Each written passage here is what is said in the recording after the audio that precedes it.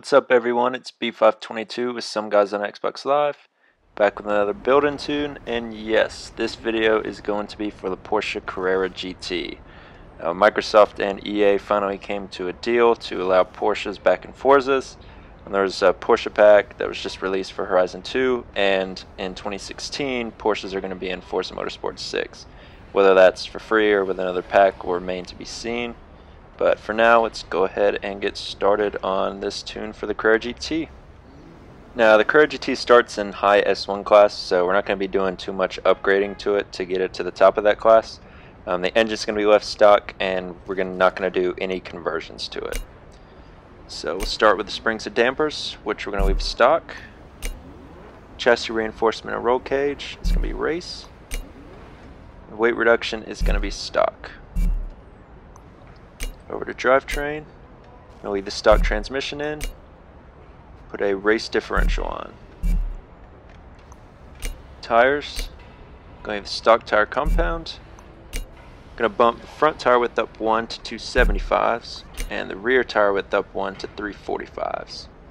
I'm going to leave the wheels stock, and that's it for the upgrading. For the tune, we're going to bump the tire pressures in the front down to 28 in the front, 27.5 in the rear. Gearing we can't change. Alignment, negative 1.2 degrees of camber in the front, negative 0.8 in the rear. Positive 0.1 toe in the front, and negative 0.2 in the rear. Caster we're going to leave at 5.0. Inter-roll bars, we're going to bump down to 17.43 in the front, 23.55 in the rear. Springs, 675.9 in the front, 867.4 in the rear. We're going to lower the ride height down both front and rear.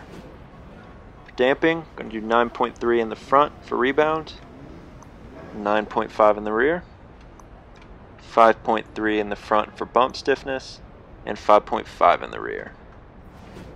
Can't change aero. Brake pressure, I just stick to the standard 50-100. If you're already used to a certain setting, continue using that here. And for differential, we're going to do 10% for acceleration and 50% for deceleration. So now let's take this thing for a test drive. First thing you notice in this car, other than the sound, is the power of the thing. It's pretty easy to get sideways like this, but coming up this next turn, I'll show you how, if you have good throttle control, it doesn't slip out on you.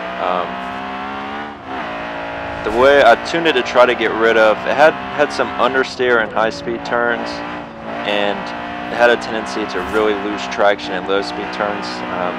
So the differential settings and the suspension settings I used are designed to kind of tune both of those things out. At high speed, the car is willing to rotate, and then at low speeds, you can come out of those turns without sliding around too much. So here's a tight hairpin, and just a little bit of slip, but pretty much the perfect amount, so you're not sliding around and losing time there.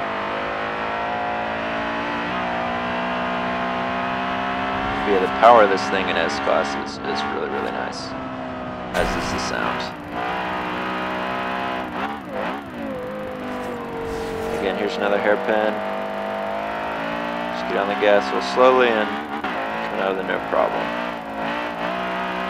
You have arrived at your destination. So, let me know what you guys think of this tune. I'm going to be putting up some more cars for the Porsche pack soon, so keep your eyes out. Thanks for watching.